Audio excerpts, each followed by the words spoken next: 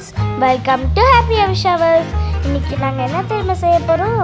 Hair க்ரோத்துக்கு கரிசலாங்கண்ணி இலையை வச்சு ஒரு ஆயில் தாங்க ரெடி பண்ண போகிறோம். அதுக்கு என்னென்ன தேவைன்னா மெயினாக ஃபஸ்ட்டு கரிசலாங்கண்ணி இலை தான். அப்புறம் செம்பருத்தி, மருதாணி, செம்பருத்தி பூ அந்த இலை, கொஞ்சோண்டு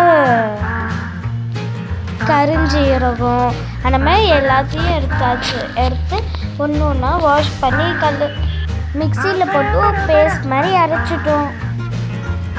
என்னோட ஹேர் ரொம்ப தின்னாக இருக்கிறதுனால எங்கள் சித்தி ஊர்லேருந்து இந்த கரிசலாங்கண்ணி இலையை கொண்டு வந்தாங்க. எங்கள் ஏரியா சைடெல்லாம் இதெல்லாம் கிடைக்காது. அதனால இது உடனே ரெடி பண்ணலாங்கிற ப்ராசஸில் இறங்கிட்டோம்.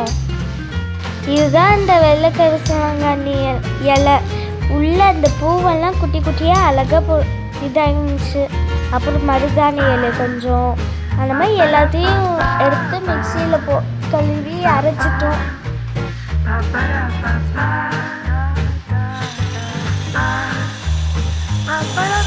அது கூடவே சின்ன வெங்காயம், பெரிய நெல்லிக்காய் ரெண்டுத்தையும் நல்லா பேஸ்ட் பண்ணி அது கூடவே அரைச்சிட்டாங்க.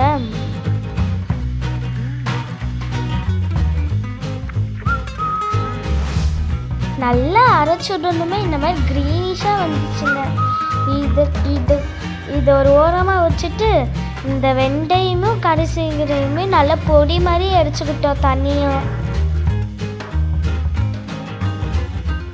கரெக்டாக அதை அரைச்சிட்டு இருக்கும்போது என் குட்டீஸ் எல்லாம் வந்து நானும் பண்ணுறேன்னு கூடவே நின்று ஹெல்ப் பண்ண ஆரம்பிச்சிட்டாங்க அரைக்கிறதுக்குன்னு. அது அரைச்சி முடித்தோடனே எண்ணெயை வந்து ஒரு பெரிய வெயிட்டான பாத்திரத்தில் வைக்கணும்.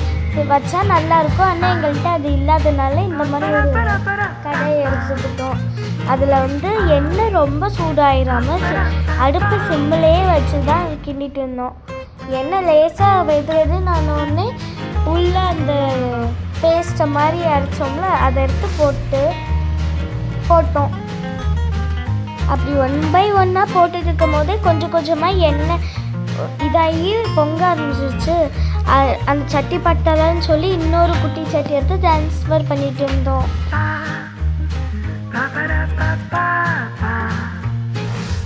மெயினாக நாங்கள் இதுக்கு யூஸ் பண்ண எண்ணெய் வந்து செக்கில் வாங்கினது. அது மட்டும் இல்லாமல் அந்த கரிசலாங்கண்ணி எண்ணெய் எல்லாம் வீட்லேயே ஹோம்மேடாகவே செஞ்சதுனால ஹேருக்கு எந்த ஒரு சைடு எஃபெக்ட்ஸும் வராது. கெமிக்கல் லெஸ்ஸாக தான் இருக்கும்னு நினைக்கிறேன் அந்த தேங்காய் எண்ணெய்.